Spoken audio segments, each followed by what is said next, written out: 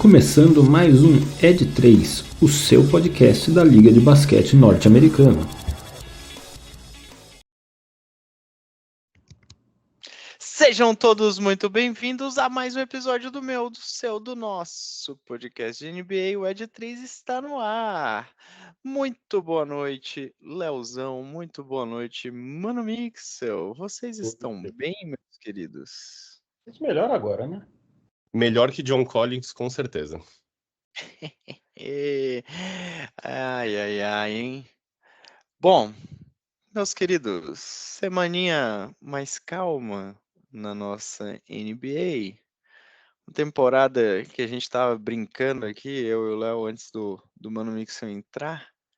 Temporada que já funila para o seu final, faltam aí em média 16, 15 jogos, a depender das equipes. Mas iremos falar aqui de algumas certezas, algumas brigas e, por que não, algumas surpresas. Então, episódio aí dedicado a alguns times em especial nessa temporada. Vamos começar por ele, que já se garantiu nos playoffs. Esqueci. Muito obrigado, Leozão. Mano Mixel, para quem não conhece o Ed3 e quer conhecer mais, onde acha a gente? Obrigado pelo toque. Quem quer acompanhar a gente, seguir bem de pertinho nas redes sociais, pode achar a gente no Instagram, no @podcast_ed3, onde a gente sempre posta quando tem episódio novo, nos nossos stories e também na nossa timeline, ou no caso na sua timeline, uma vez que a gente posta aí aparece na sua, porque é assim que funciona.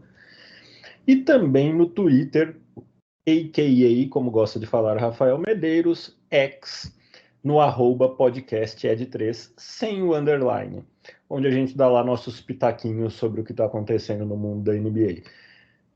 Lembrando que é tudo com letra minúscula, sem acento, sem nenhum tipo de invenção aí nesse nome, é escrito do jeito mais simples possível. E lembrando que tem uma diferença: Instagram @podcast_ed3 e Twitter @podcasted3 sem o underline. Muito bem, Mano Mixel. E para a juventude, Leozão? Para a juventude, siga-nos no TikTok com cortes incríveis, inclusive transições, que eu aprendi a fazer transições no TikTok. Então, Cara, tá demais isso. Não, pô, daqui a pouco eu vou virar social media aí de algum clube da NBA. Então siga-nos no TikTok sobre a alcunha de podcast Ed3, tal qual no Twitter. E se tudo der certo, mais cortes aí nos próximos dias. Eu só queria dizer que o nosso TikTok aí tá bombando agora. O Leozão aprendeu a mexer nessa ferramenta e Eu aprendi a programar posts. Sabia que dava para programar um post? essa parte eu sabia do Pô, Instagram. aí você podia ter me avisado antes, né? Porque eu não sabia. Mas Se que Rafael graça teria. desce o peixe, ele tem que te ensinar a pescar. Para mais dicas de coach como essa, acesse o Instagram, @MichelBraga, que você vai ter frases motivacionais diárias nos seus stories passando. Muito bem, agora a gente pode entrar de vez nos temas, na verdade, que este podcast guarda para você, ouvinte, e quem vê a gente também, né? Tem uma galera que vê a gente também. Eu não sei como é que fala isso. Se é visualizador, acho que não. Vamos de espectador. Espectador, perfeito, Leozão, perfeito. Palavra nova. Mas, Leozão, aproveitando que você desse gancho, os times do leste estão de espectadores da performance do Boston Celtics nessa temporada? Ótima analogia, tá? Muito bom, eu gostei. Fica aí ponto positivo para analogia de Rafael Medeiros. Olha, eu acho que assim, no começo da temporada parecia que não, mas hoje parece que sim, sabe? Tipo, o Milwaukee Bucks e sua super contratação de Doc Rivers parece que tem dado uma encaixada a mais, mas também não é grande coisa. Ainda parece ter muitos problemas. O Philadelphia sem o Embiid é o que é. Depois disso, Cavs, Knicks e Magic, que são quem tá ali na cola, também não são tão grandes ameaças, eu diria, ali pro senhor Boston Celtics.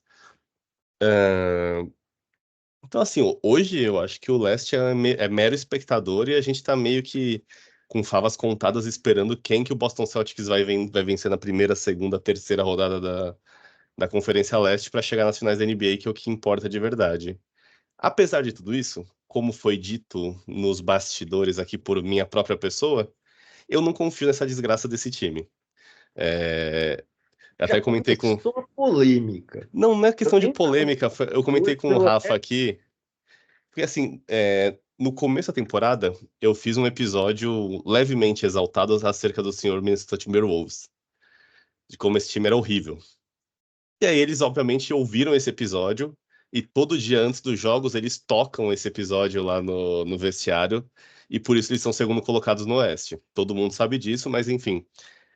Eu sinto com o Celtics algo parecido com o que eu sentia com o Wolves. Sinto ainda. Que é. Eu acreditei muito tempo nesse time. Todo ano parecia que ia ser diferente, que ia ser melhor. E todo ano eles caíam sempre nos mesmos erros e sempre tinham o mesmo roteiro toda a temporada. Então, assim, essa temporada, obviamente, ela é muito fora da curva, é acima do que o Boston fez nas últimas temporadas. Mas eu não vejo motivos para confiar nesse time, assim. É questão individual, tá? Pessoal minha.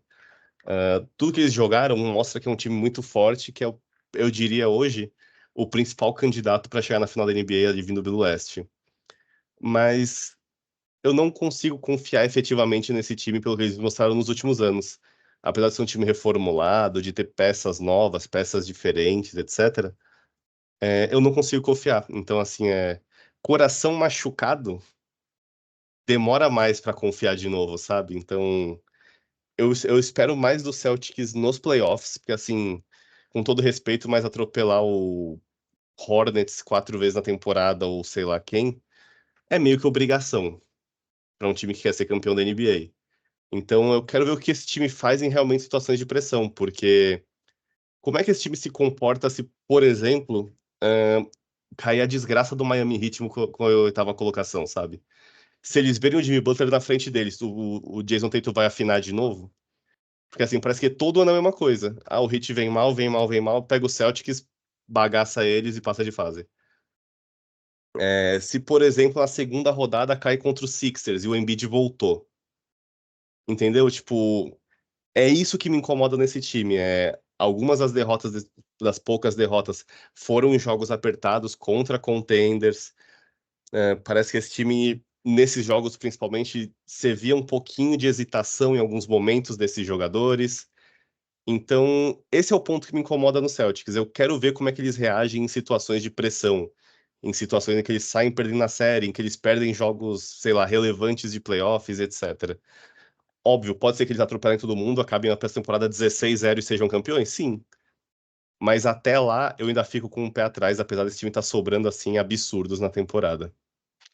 Apenas para dar insumos ao Mano Mixel, o Celtics é nada mais, nada menos que o melhor ataque e a melhor defesa da temporada da NBA. Melhor ataque com 122 pontos a cada 100 posses de bolas e a melhor defesa com 110,2 pontos, né, permitidos a cada 100 posses de bola para o seu adversário. No Mixel, apesar de todo, ó, celticismo do Leozão com o Celtics. As Eu já vi gente mudanças. ser presa por menos que isso, tá? Por essa nem eu esperava. Tive que fazer, Léo. Alimente o TikTok com isso, pelo amor de Deus. Mas apesar desse ceticismo, né, desse descrédito do Leozão com os Celtics, não dá para acreditar um pouco mais, não só pela performance e por sobrar tanto na conferência, mas também pela mudança no time, a vinda do Porzingis e do Jrue Holiday não trazem, especialmente na minha visão do Jrue Holiday, um cara já campeão da NBA, cascudo, não trazem um outro patamar para esse time? Olha, acho que eu concordo que o Jrue Holiday tem um pouco esse papel, agrega um pouco isso, né?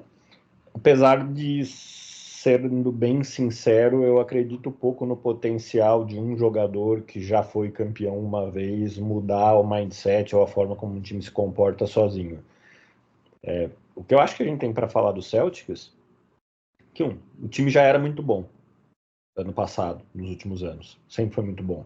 A gente falou aqui, o Leozão ainda não estava entre nós, mas na final contra o Golden State, eu achava e continuo achando que o time com mais qualidade técnica, com mais individualidades, apesar do melhor jogador estar no Golden State sem dúvida nenhuma, mas o melhor time ainda, ou os melhores jogadores ainda eram os do Boston Celtics, né? O Golden State era o melhor time, né? Diferente. E eu acho que esse ano o time é ainda melhor, porque você troca o Marcus Smart, que é um ótimo guarda, um ótimo defensor, por um Jrue Holiday que é só melhor, basicamente, né? Ele é talvez tão bom defensor quanto o Marcus Smart e é melhor ofensivamente que o Marcus Smart. Você adiciona o Porzingis, que por mais que a gente possa ter nossas dúvidas em relação ao Porzingis, merecidas dúvidas, ele vem fazendo uma boa temporada, teve encaixe, né? E basicamente eles adicionam Porzingis sem perder ninguém, né? Não foi uma troca ali que eles conseguiram fazer essas movimentações aí de uma forma que a única peça que eles abriram mão na troca do Porzingis foi o Smart, e depois trazer o Jrue Holiday, na minha opinião, tapou esse buraco. Então o time é muito bom. O ponto é o que o Leozão falou, né? Esse time ele ainda não deu mostras de que a gente pode confiar nele numa hora de playoff. Acho que não tem como a gente não falar que o Boston Celtics é favorito no leste. A gente não falar isso, né? Porque se não é o Boston, quem é o favorito? O Léo trouxe o Miami Heat, que de fato é um time que sempre chega, sempre dá trabalho, mas se a gente for falar de campanha de temporada regular, assim, o gap é muito grande. A gente está falando de um time com 79,4% de aproveitamento, que é simplesmente absurdo, versus um time com 54% de aproveitamento. Teoricamente, o time que poderia bater de frente é o Bucks. Só que o Bucks tem muitos problemas ainda nessa temporada, e o Léo também trouxe isso, troca de treinador, o Doc tem melhorado, mas até que ponto isso é suficiente, enfim. Agora, uma outra coisa que eu queria ressaltar também do Celtics, né? Apesar do time ser bom, talvez ter os melhores jogadores da NBA, e aí não vamos nem entrar nessa discussão porque ela renderia uma série de programas, mas enfim, é um dos melhores sem a menor sombra de dúvida. Eu acho que tem algumas situações que geram um cenário um pouquinho enganoso também. Por exemplo, a campanha do Boston Celtics é de 54 vitórias e 14 derrotas, 79,4% de aproveitamento. Sendo que quando a gente olha para dentro da divisão, que é onde o Boston Celtics mais joga, é uma campanha de 15 vitórias e apenas uma derrota. Então, você tem parte dessa hegemonia foi construída dentro da própria divisão, parte importante dessa hegemonia. E quando a gente olha para a conferência, a gente está falando de um time que tem 35-7, que é basicamente 90% de aproveitamento. Quando a gente vai olhar para NBA como um todo, ou melhor, quando a gente vai olhar para outra conferência, a gente fica com 19 vitórias e 7 derrotas, o que ainda é uma excelente campanha. Então está muito claro que o Boston Celtics tem totais condições técnicas de jogar contra os times da Conferência Oeste. Porém, ele construiu essa hegemonia dentro da Conferência Leste e mais especificamente da divisão. Para ser campeão, não tem que ganhar só dos times da Leste. Tem que chegar na final e ganhar do melhor time da Oeste. Eu acho que, ao mesmo tempo que eu acho loucura não dizer que o Boston Celtics é favorito no Leste, eu acho que também é ingenuidade achar que ele é extremamente favorito contra o campeão do Oeste. Eu acho que vai ser um jogo, seja lá quem venha, provavelmente muito equilibrado, de um time que tem condições de jogar de igual para igual com o Boston. Talvez daí venha o nosso celticismo em relação a um eventual sucesso desse time nessa temporada. Desculpa, eu tive que usar também porque eu gostei muito. Mas, enfim, é inegável que é um time muito bom e provavelmente vai ter mais uma chance de provar que amadureceu e que tem condições de jogar séries longas de playoffs contra adversários difíceis e cascudos, sem oscilar tanto, sendo estável, conseguindo ser decisivo na hora que o bicho pega, enfim. Vai ter mais uma chance esse ano. Se esse é o ano em que eles vão provar ou não, se algum ano eles vão provar ou não, só o futuro dirá. Vou criar polêmica aqui. Eu acho que o único time da Conferência Leste que é capaz de fazer frente ao Celtics na pós-temporada é o Miami Heat, cara. Acho que, a não ser que o Embiid volte e volte bem, porque, assim, vamos lá, né, galera? Mesmo que o Embiid volte, cara, ele vai voltar em cima, né, a expectativa dos playoffs. E, pô, sem ritmo, sem treino, cara, não é a mesma coisa, né? Por mais fora da curva que o Embiid seja, né? Então, eu acho que o único aqui para fazer frente, dado que é um time que já conhece muito bem o time do Celtics, que sabe explorar os defeitos do Celtics muito bem, é o Heat. Mas eu concordo muito com essa análise do Mano Mixel de que sobra muito no leste, e eu acho que sobra muito no leste, até porque a concorrência no leste é ruim. E quando você fala de divisão, o time mais forte da divisão do Celtics está sem sua principal estrela, que é o Philadelphia 76ers, ou seja, né?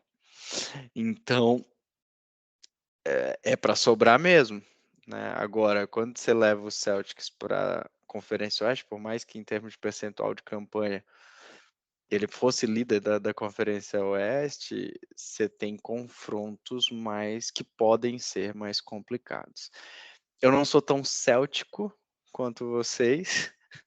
Eu acho que é um time, para mim, com um repertório hoje ofensivo muito grande, mais do que tinha antes, e com uma capacidade de defesa, né? A gente está falando, ele é líder nos dois lados da quadra, muito especial também com a aquisição do Jrue Holiday. Eu acho que essa aquisição do Jrue Holiday faz o Celtics ganhar dos dois lados da quadra.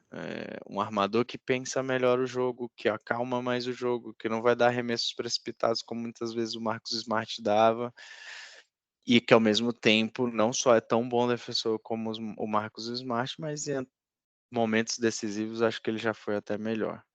Então, eu, de certa forma, tenho uma benevolência muito grande aqui com os Celtics.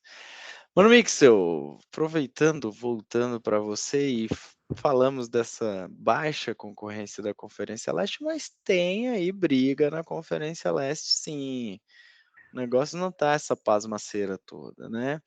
Apesar do Bucks aí já não ter mais tanto fôlego para chegar no Celtics, e pasmem, né? O Bucks aí sem Antetokounmpo vem engatando vitórias aí pela liderança de Damian Lillard, né?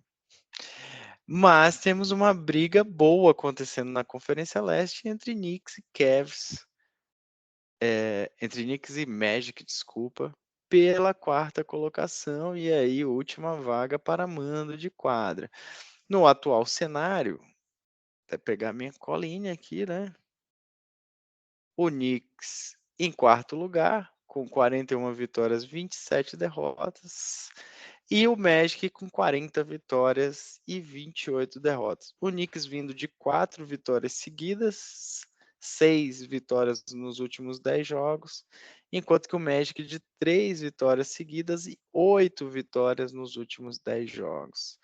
E aí, mano, Mixo, a gente apostava muito no Knicks pós-trade deadline, o time vem sofrendo com algumas contusões, mas parece que a meninada do Mickey Mouse aí acordou e tá vindo com tudo. Você tá muito inspirado hoje, Rafael Medeiros, com suas conexões, referências, Tô trocadilhos. voando, cara. Tá voando, de fato. Eu acho que são dois times interessantes, né? Eles interessantes até porque é meio difícil de saber o que vai acontecer com eles, né? Ao mesmo tempo que eles parecem que não são fortes o suficientes para serem contenders, o Magic para mim definitivamente não é. Eu acho que o Magic, apesar de eu concordar com vocês que é um bom time, eu não sou tão apaixonado pelo Magic quanto vocês e diria que a campanha do Magic de maneira geral está me surpreendendo positivamente. Que bom para o Magic.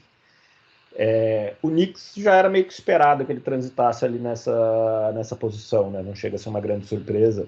Acho que se moveu bem na trade deadline, né? Adicionou ali uma peça importante ali e uma peça que tem a cara do Knicks, né? No Anunoby, a cara do Thibodeau, enfim. O tipo de jogador que talvez eles precisassem de fato, sem perder um titular. Enfim, conseguiu fazer uma movimentação interessante. Ao mesmo tempo, mesmo com o Anunoby, né, é difícil de acreditar nesse time brigando por um título, né, na minha opinião.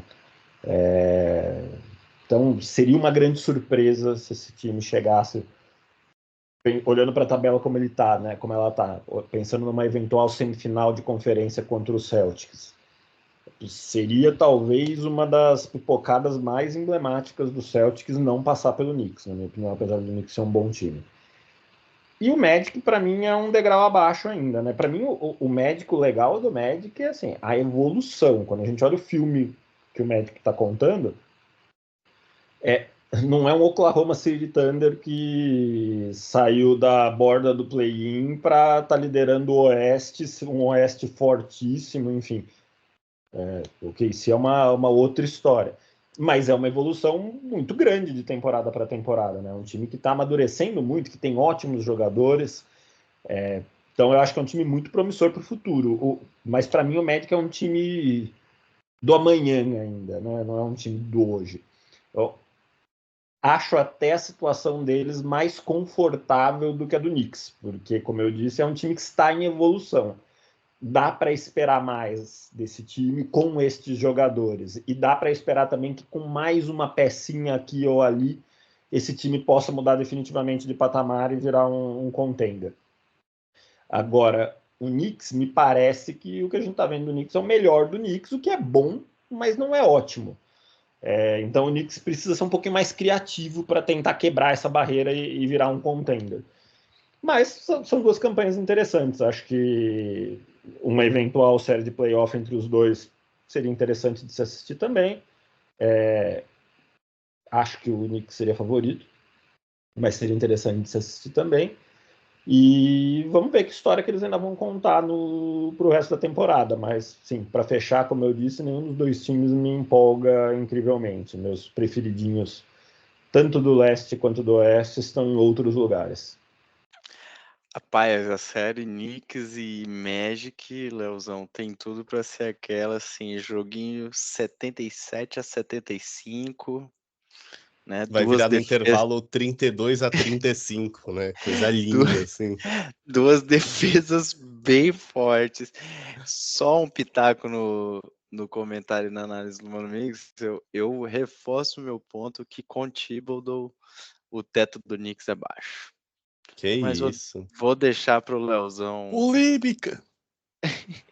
Vou deixar pro Leozão. Leozão, dá para confiar em quem dos dois aí nessa reta final? O Magic vem de uma campanha dos últimos 10 jogos até melhor. Até pegamos aqui, Mano Mixel, melhor defesa da NBA pós-pausa do All-Star Break, Orlando Magic. 106 pontos a cada 100 posses de bolas. Essas estatísticas aí são iguais àquelas do... É o primeiro jogador a fazer um jogo de 16 pontos, 8 rebotes, 4 assistências, 2 roubadas de bola, 3 turnovers, jogando uma métrica de tempo entre 15 e 17 minutos. E com tênis verde. Se você fizer o esporte certo, você sempre conta a história que você quer. Aí você está descreditando todo o meu trabalho estatístico, dedicação e tempo deste podcast. A deadline é importante. Obrigado. Mas não muito pro Magic, vamos concordar, porque não mudou o time. Não, mas aí é que você se engana, né? Essa pausa do All-Star Break, ela é principalmente para quem não tem jogadores que foram para o All-Star, caso do Magic, ela é importante para treinar, né? Uma Famosa pausada in- dessas resolve muita coisa, né? famosa intertemporada aí, que tem time aí do Campeonato Brasileiro aí, mais conhecido como Corinthians, que tá nela, inclusive. E minha experiência de vida com o Corinthians diz que sempre que eles dão uma parada só para treinar, eles voltam piores. Então Piores. eu tenho um certo Celticismo. ceticismo em relação a esse negócio de practice, not a game, practice. Practice. Muito bem, Leozão, voltando pro planeta Terra. E aí? E aí? Pera, agora mentaliza. Fica sério. Não, e Volta. aí que assim, existem dois cenários aqui, né? Que um é o potencial dos times, que a gente esperava no começo da temporada, e o outro é o que eles são hoje, né? No dia 19 de março de 2024. Eu acho que assim, se a gente pegasse no começo da temporada, o Knicks ser quarto colocado não seria um absurdo para a maioria das pessoas. O Orlando Magic ser quinto seria. Então, assim, eu acho que isso é muito em conta com o que o Manu Mixel falou de questão de pressão, sabe? Se o Knicks, sei lá, termina. Vamos supor que ele consiga ficar em quarto lugar e enfrente o Magic na primeira rodada dos playoffs. A série dos dois nessa temporada tá 1-3 pro Magic. Então, assim, teoricamente, por retrospecto, o Magic teria vantagem nessa série. Se o Knicks perde essa primeira rodada pro Magic, a gente sabe que a temporada que vem vai vir muita coisa diferente, sabe? Provavelmente o Thibodeau vai embora, não sei se outros jogadores, alguns jogadores podem ir. Então, assim, eu acho que o Knicks ele tá numa situação de pressão, assim, muito grande. O Magic, assim, é um monte de moleque se divertindo, e é basicamente isso, assim, a sua super estrela que é o banqueiro tá na segunda temporada, você tem o Franz Wagner se desenvolvendo, assim, absurdos, você tem um time muito jovem que acho que, acima de tudo, é um time muito consciente, porque, assim, times jovens, em geral, não são bons defensores, né? E esse Magic, ele vai muito na linha oposta, ele é principalmente muito bom defensor e muito ruim ofensivamente. Então, é um time que é muito curioso, concordo com o Mano Mixon que, assim, não espero nada além de, talvez, sei lá, ganhar a primeira... É que, assim, o problema do leste é que, assim, a gente fala que a gente não espera nada, aí você vai ver, joga a primeira rodada ali, o Magic ganha do Knicks, e na segunda rodada, sei lá, por qualquer razão, enfrenta um Bucks com alguém machucado, ou enfrenta o Cavs, que é um time mais ou menos ali também e tal, tem chance, sabe? Eu acho que esse é um problema no leste, que é tipo, a gente pode não confiar muito no time, mas a gente não confia basicamente em 9 dos times que estão candidatos ali para ir para play-in e playoff. Então, assim, isso dito, eu confio mais no Knicks. Eu acho que o Knicks é um time mais preparado, mais robusto, principalmente para playoffs. Que a gente sabe que playoff é um jogo muito diferente. Tanto em ritmo de jogo, estilo de jogo muda muitas vezes. Se a gente for comparar, por exemplo, o que foi Cleveland e Nova York na temporada passada, não me falha a memória, Cleveland era um time de temporada regular muito melhor. Mas nos playoffs, Nova York soube anular o Cleveland em jogos ali, tipo, muito próximos e acabou, sabe? Então, essa parte de adaptação e de correção do jogo, eu acho que o Orlando não sabe fazer ainda. É um time que tá evoluindo, é natural que ele evolua, inclusive, e não me surpreenderia ele tomar essa vaga do Knicks e talvez até passar da primeira rodada dos playoffs.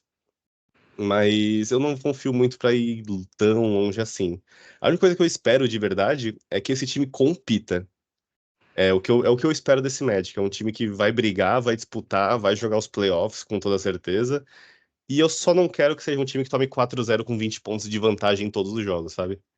Eu espero que seja um time que compita, que leve a sério, que. Não só leve a sério, mas que leve as séries longe, que desgaste os adversários se forem ganhar deles, etc. Porque, assim, nesse leste tão, não quero dizer fraco, mas enfraquecido, talvez, por lesões, por maus momentos, etc.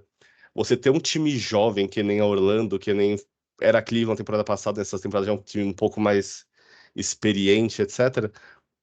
Como Indiana, por exemplo, você ter esses times chegando em momentos decisivos da temporada e fazendo frente a esses times mais experientes, eu acho que é importantíssimo até para esses times, essa temporada não, mas na próxima, e serem capazes de dar o próximo passo de serem os contenders da conferência, sabe?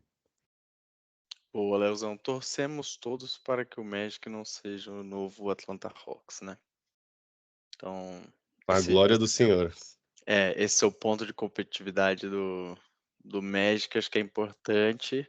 Eu vejo uma série muito parelha, caso aconteça, mais até pelas deficiências dos 2 times do que necessariamente pelas Ótimo ponto. qualidades dos 2 times, né. Eu acho que o Knicks com a falta de repertório ofensivo e o Magic com a falta principalmente de experiência, pra jogar playoffs dessa turma toda. E aí, obviamente, num Knicks que também é uma boa defesa, acabar se embananando em determinados jogos ou sentindo algum tipo de pressão de jogar, por exemplo, num Madison Square Garden que vai pressionar, né, que vai estar lotado, que vai ser o caldeirão da NBA nos playoffs. Muito bem, meus amigos, para a surpresa de Leozão Scarano, que não acreditava, Zion Williamson está jogando, vem aí participando dessa temporada e marcando presença contra inclusive as leis da física, né. E o Pelicans vem aí no cangote do Clippers, gostaram da expressão cangote também, né. No cangote do Clippers para roubar o mandinho de quadra e, cara, de certa forma, botar uma pressão nos outros times. Lembrando que o Pelicans é um time que dentro de casa é muito forte e, obviamente, pegando o mando de quadra em playoffs, tende a ser um time que vai dar trabalho para quem o enfrentar. Ainda mais se esse time for o Clippers, desculpem, que vem aí numa certa decadência, né, numa certa descendente nos últimos jogos. Leozão, eh, dá para acreditar aí nesse Pelicans? É realmente um time que, além da arrancada recente, dá para vir numa ascensão grande para os playoffs? Cara, eu acho que sim. O Magic, pra mim, era o curioso caso do time que era, na minha cabeça, muito bom, menos quando ele tava em quadra. Eu acho que se assistir ele jogando, você fala, esse time é horrível. Aí você ia pro dia seguinte e acompanhava-se um pouco do time, via quem são os jogadores, via uma coisa ou outra aqui do jogo, você fala, cara, esse time é muito bom, como é que ele não funciona? E nessa temporada parece que eles encontraram um jeito de fazer funcionar, sabe? É um time que eu achava que podia ser muito melhor do que ele vinha sendo nas últimas temporadas. Acho que, obviamente, lesões afetam muito isso, né? Mas, assim, eu acho interessantíssimo de ver como esse time se adaptou. Tanto ao Brandon Ingram, sendo um cara que controla o jogo, muitas vezes em alguns momentos ele abre mão dessa bola para o CJ McCollum, por exemplo. A participação do Trey Murphy acho que fez muita diferença para esse time. Foi um cara que agregou muito ali, que a forma como ele foi incluído nessa rotação, não quero dizer novo Pelicans, mas nesse Pelicans agora 100% completo, né? É interessante de ver. Então, assim, eu acho que é um time que ele pode talvez trazer mais perigo nos playoffs do que as pessoas estejam esperando. Você tem ali uma gama de jogadores que, por exemplo, tem o Brandon Ingram, que é o Kevin Durant da Shopee, tem o Zion Williamson, que é o homem antifísica, porque nada explica o fato dele conseguir jogar do tamanho que ele é. Óbvio, ele perdeu 10 quilos, né, pelo pessoal falou, então isso ajuda muito, mas você tem o Valanciunas no garrafão, que é um cara que óbvio, ele não é o top do top de garrafão, mas ele é um cara que é muito consistente ofensivo e defensivamente, então ele não vai conseguir parar todos os pivôs bons que a gente tem ali no Oeste, etc. Mas ele também não vai ser um cara que vai entregar o garrafão de bandeja, pro adversário. Então, eu acho que você vai começar a montar um time que, assim, eu não vejo o Pelicans chegando na final do Oeste, passando do Nuggets, por exemplo, sendo campeão e etc. Mas é um time que, dependendo da série que ele pegar, dependendo de qual o momento que ele enfrentar determinados times, ele tem muita chance de ser a zebra aqui pra cima de alguns times, sabe? Então, por exemplo, se você enfrentar Minnesota que seja ali, eu não garanto que Minnesota é tão mais forte assim do que o Pelicans numa série de 7 jogos. Eu não garanto que, por exemplo, o Anthony Edwards consiga, por exemplo, parar o Zion, ou consiga parar o Brandon Ingram, que ele tem parado muitos jogadores dessa temporada. Ainda mais se o Towns não voltar e etc. Então, assim, eu acho que o Pelicans ele é um time que ele tem que se esforçar para brigar por esse mando de quadra, porque eu concordo com o que o Rafa falou de é um time que em casa é muito forte, e não essa é a primeira rodada que você ficando em quarto e quinto, a primeira rodada você tem a primeira rodada mais difícil provavelmente, você ter esse mando de quadra faz muita diferença, a gente sabe que faz, então eu acho importantíssimo esse sprint final aqui pro Pelicans, e eu tô muito curioso para ver essa primeira experiência do Pelicans com esse time em playoffs assim tendo força máxima, né? Porque em momento nenhum esse time foi completo para uma série de playoffs. É Então, assim, verdade, vai. eu tô de certa forma ansioso para ver tanto Pelicans quanto Wolves e Thunder, porque são 3 times que estão muito bem na temporada e que se você pegar os times em si, do jeito que eles estão agora, eles são times que eles não vivenciaram pós-temporada efetivamente ainda. Então eu acho que o Oeste pode trazer uma surpresa de talvez esses 3 times tenham jogadores ali, tenham esquemas, tenham times, tenham mentalidades de chegar nos playoffs e crescer 150% do que eles têm produzido. Ou, piorar. exatamente. Ou o E Clippers vai muitas só vezes é mais atropelar possível. o Pelicans na primeira rodada e o Kawhi vai fazer 45 pontos. Então, assim, é aquele negócio. Times jovens têm sempre esse risco de derreter em momentos cruciais, né? A gente já viu outras vezes acontecendo, mas me interessa muito ver como é que esse Pelicans vai jogar, porque assim, é um time que tem caras novos, mas tem caras que estão há muito tempo na liga, como o Brandon Ingram, Valanciunas, CJ McCollum, etc. Mas esses caras que estão há muito tempo na liga, eles não têm experiências em momentos cruciais, por exemplo, de temporadas. Talvez que só o McCollum chegou longe lá com o Portland, né? Mas o resto não tem tanta essa vivência de fases agudas de playoffs. Então, é um time que eu tô muito curioso, porque eu acho que, assim, de todos os times do Oeste que a gente tem classificados ali, porque, tipo, eu acho que, com todo o perdão que é o Mano Mix, eu acho que Houston não chega em Golden State, como foi de semana passada.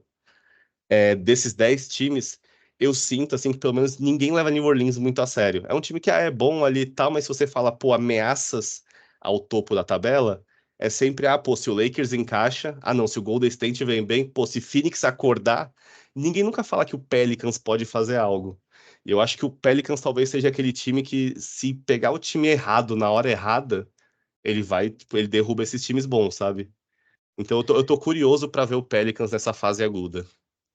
Cara, eu acho que nem precisa ele pegar o time errado, não. Eu acho que é um time chegando em playoff, vai ser um time encardido de ser enfrentado, assim.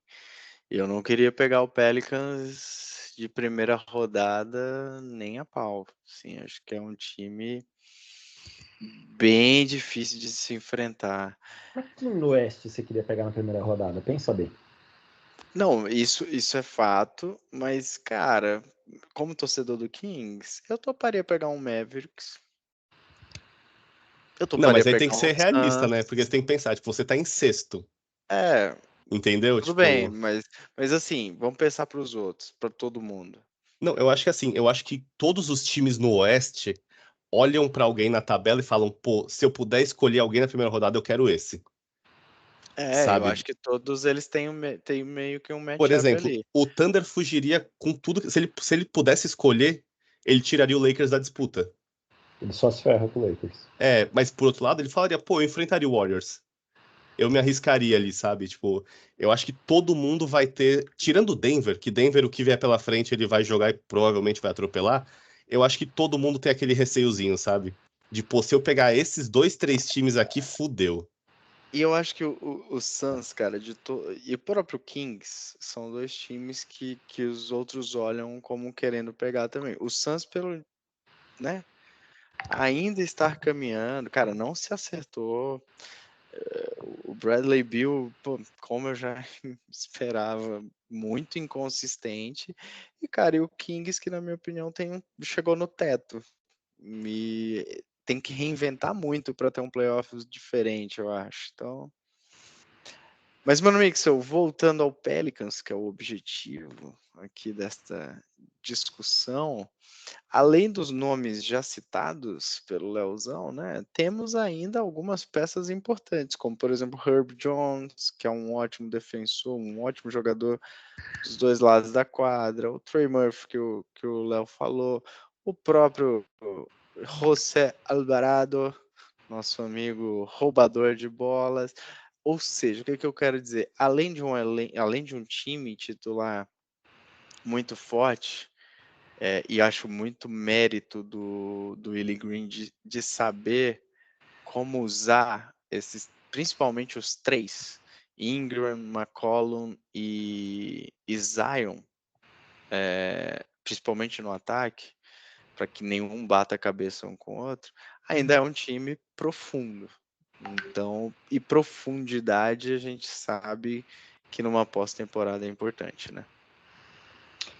Com certeza, eu acho que eu já, não sei se você vai se lembrar, Rafael Medeiros, o Leonardo não estava conosco também nesse período. Hoje estou relembrando muitos momentos que o Leonardo não estava conosco. É uma indireta isso, mano, Mix? De forma ao contrário, só estou ressaltando que a vida é boa agora que você está conosco. Nada contra Gabriel Spengler também, que Deus o tenha. Isso é saudades do que você não viveu com ele, Leozão. Exatamente. Eu gosto do time do Pelicans, e exatamente eu gosto porque eu acho que tem muitas opções, tem muitos jogadores que estão ali na segunda rotação, que na minha opinião são bons jogadores, jovens jogadores, promissores, enfim, que ocupam um papel legal. Para mim, o problema do Pelicans, durante muito tempo, obviamente, foi a dificuldade para se manter saudável, né? Principalmente Ingram e Zion. Lembrando que o McCollum também não é exatamente um exemplo de saúde estável e sempre presente, mas enfim, então a gente tem basicamente os três principais jogadores do time com uma certa inconstância de saúde, mas se a gente pegar essa temporada, eles têm conseguido estar presentes, né? O McCollum jogou 51 jogos, que não é tudo isso, mas é uma quantidade razoável. Brandon Ingram jogou 61 jogos, que é bastante. E Zion Williamson jogou 56 jogos, o que é uma quantidade absurda de jogos. Já está se aproximando da segunda temporada da carreira dele como temporada com mais jogos, que ele fez 61. Tem altas chances de passar nessa temporada. Então, vamos assumir que nesta temporada a saúde não tem sido um problema. Aí, para mim, isso evidencia um segundo problema que talvez derive do primeiro. Eu não acho que o Pelicans tem uma grande estrela. Eu não acho que o Zion consegue ocupar este papel, principalmente não o Slim Zion, 10 quilos mais magro, que quando a gente vai falar de números, está tendo uma temporada um pouco abaixo de outras temporadas. Eu não vou considerar aqui a temporada de Hulk, eu vou falar das duas temporadas seguintes, sendo que, né, entre elas teve uma temporada que ele ficou sem jogar. A gente teve nas duas temporadas anteriores ele com média de 27 e 26 pontos contra 22,6 esse ano. 7 rebotes contra um pouco menos de 6 esse ano.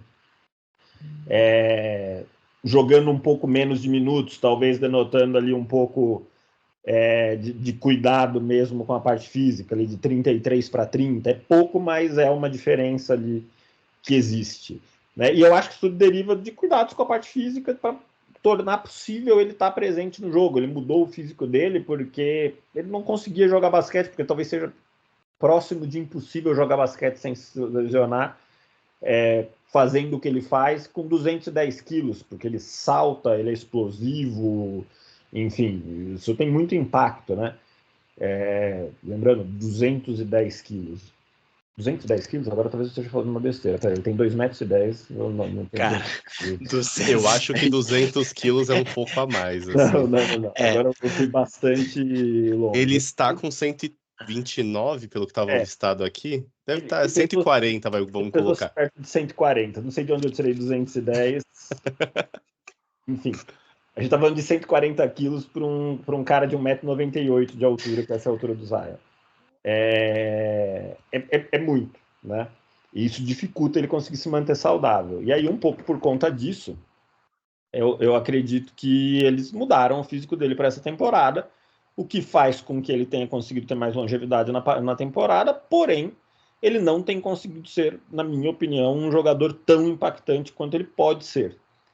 E aí, eu acho que reside também um problema do Pelicans. Eu não vejo o Pelicans com esse poderio técnico ali no Big Three dele para bater de frente com outros Big Threes aí da Conferência Oeste. Agora, é um time muito interessante, de novo, é um time que, na minha opinião, é bem treinado, é um time que tem boas opções de rotação, enfim, tem jogadores bem interessantes. O Pelicans é um time que, na minha opinião, ele está a uma troca bem feita de virar um contender. Boa. Cara, assim, eu fico às vezes na dúvida, sendo sincero, até pegando o histórico do Zion, se ele realmente está tendo uma temporada abaixo em termos de desempenho, e isso muito derivado da alteração física, ou se de certa forma ele aprendeu que não é para dar tudo na temporada regular. Se for isso, ainda é até promissor.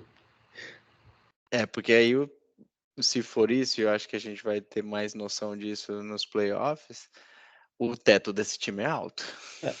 Mas então tem que dar um pouquinho mais na temporada regular, porque tem que levar um mandinho de quadra aí, senão fica difícil depois também.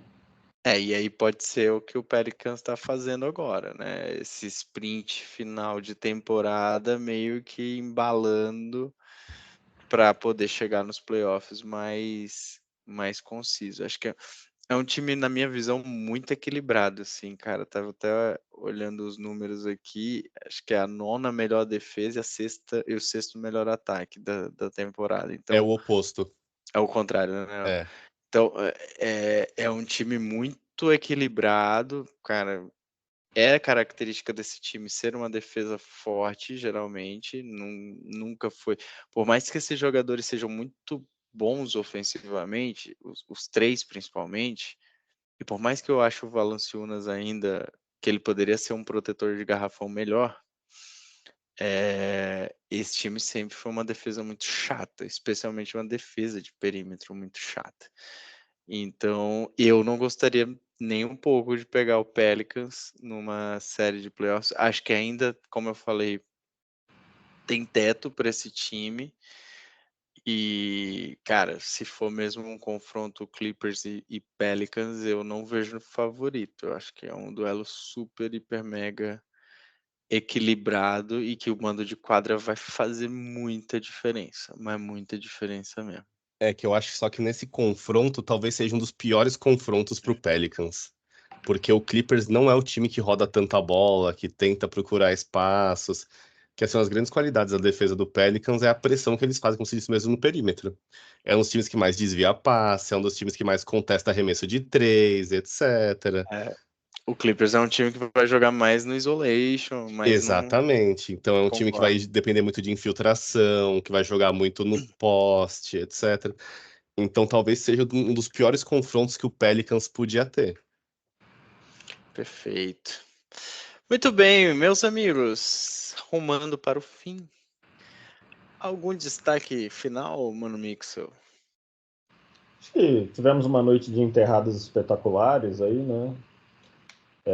Anthony Edwards chegou a machucar John Collins e se machucar também, teoricamente. Isso porque acho que foi o próprio Edwards que, uns 2 jogos antes, foi fazer um bloco em que ele bateu com a cabeça no ar de tão alto que ele pulou, né? Acho que isso tá se tornando corriqueiro aí. The Ant-Man aí, ele aparentemente é uma formiga que pula, né? Talvez seja um gafanhoto, quem sabe? É gafanhoto que pula, Rafael Medeiros? Me ajuda. Pode ser gafanhoto, né? Segundo aí o Sr. Miyagi, pode ser Talvez seja uma gafanhoto. pulga e não uma formiga, né? Enfim. Pode ser também. Mas é incrível o que os atletas da NBA têm conseguido fazer, né? Ano após ano, as proezas são cada vez maiores. Olha, ele não vai ganhar prêmio de MVP, mas a temporada do Anthony Edwards é de tirar o chapéu, porque assim, ele tá sendo muito dominante dos dois lados da quadra, cara, assim.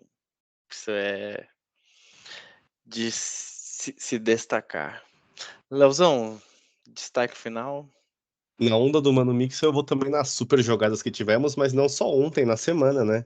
Além da enterrada do Antônio Edwards, a gente teve a enterrada que o nosso querido Austin Reeves tomou. Ele tomou a famosa bola no queixo, dizendo inclusive Meu que... Deus! Não, é triste, mas acontece, né? Não é um lugar que todos nós queríamos estar naquele momento. Não. E também o incrível game winner de Kyrie Irving, né? O tão criticado Kyrie Irving, com o seu gancho meio esquisito de esquerda, pulando para trás contra o Jokic na marcação. Um dos arremessos, acho que talvez o game winner mais improvável desde o Dwayne Wade com aquele Aquela bola. two-timer dele, mas foi absurdo assim. Então, parabéns aí a Kyrie Irving, mas infelizmente para ele a Terra continua sendo redonda. Meus amigos, muito bem. Eu não. Vocês já falaram tudo dos destaques finais. Acho que só reforçar mais uma partida. Tudo bem que foi contra o Brooklyn Nets, mas mais uma partida monstruosa de Victor Wembanyama, que tende a ser algo espantoso nas próximas temporadas da NBA. Tá? Inclusive, só um ponto sobre o Wembanyama, estava lendo uma discussão sobre como ele muito provavelmente será o próximo jogador a fazer um quádruplo-duplo, né? Ele teve Muito. perto aí esses dias, acho que ficou com 7 tocos. 7 tocos, né? Então, nas próximas temporadas aí não me surpreenderia. E ele já fez um 5-5, que é uma coisa também Absurda. bastante incomum. O 7 tocos foi exatamente nesse jogo contra o Brooklyn Nets, Leozão. Muito bem. E já fez um triplo-duplo com tocos também. Isso, Verdade. gente, estamos falando de um Hulk. Na primeira temporada dele aí, jogou 70%, 80% da temporada até agora. Eu não quero me empolgar, mas assim, acho que frisando o que a gente já falou, que todo mundo fala, que ele é absurdamente diferente, talvez ele possa ser o próximo jogador na discussão Jordan-LeBron. Mas vamos falar isso baixo e esperar mais uns anos aí. Que ele é bastante único, ele é bastante único. Minimamente especial, a gente pode falar sem medo de errar, né? Exatamente. Tem gente muito especial que é menos especial que ele. Boa, mano. Muito bem, meus amigos. Para você que é céltico ou não, continue ouvindo este podcast. Para você que ama demais ou não, como o Mano Mixel amou o Wembanyama, também continue ouvindo este podcast e aguarde para novidades e aguarde. Estamos muito próximos aí do nosso episódio 100, o 100º episódio. Esse ano sai esse episódio. E se Deus quiser, estaremos aqui preparando coisas maravilhosas para vocês. E se especialmente... quiserem ouvir um podcast com uma super estrela de basquete, não vão ouvir aquele podcast fraco de LeBron James e JJ Redick. Venham ouvir Mano Mixel falando aqui. Perfeito, perfeito. Porque aqui vocês vão ver muito MVP, né? Most Valuable Piadoca, que é o que o Rafael Medeiros fez hoje com um grande estilo, com o celticismo dele. Isso daqui é basquete de verdade, não é o que o LeBron James finge jogar. Eu achei que a hora que você falou MVP, você ia falar Mixel Value Player. Que isso, velho? Mas aí seria MMVP, porque seria Mano Mixel Valuable Player. Pode ser. Podemos criar essa categoria. Mano Mixel, eu acho que a gente pode, inclusive, criar essa categoria aí quando a gente for avaliar essa temporada. É o Mano Mixel Valuable Player da semana, né? Toda semana ele vem aqui e dá quem foi o MMVP. Boa, olha, eu gosto, hein? Semana que vem aí nos agregadores de podcasts teremos o momento MMVP.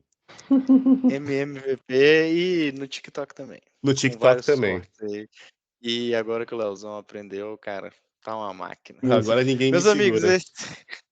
esse foi mais um episódio do meu, do seu, do nosso podcast de NBA. O Ed 3 fica por aqui. Até semana que vem e bora que tá acabando. Valeu! Galera. Valeu!